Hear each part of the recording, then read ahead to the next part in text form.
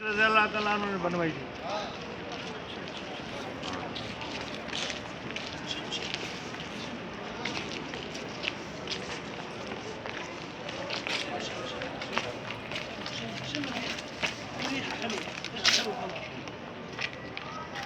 सुभान सुभान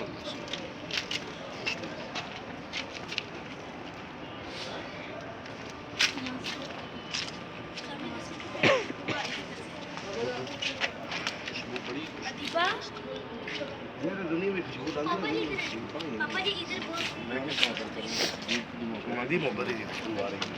लाओ यहाँ पे थोड़ी सी साफ साफ उधर देखो मोहब्बत का ख्याल से।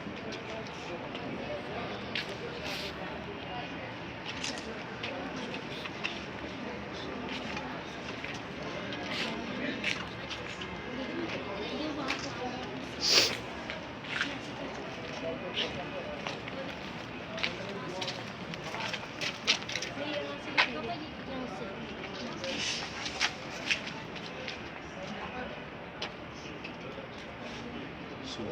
बड़ी खुशबू है।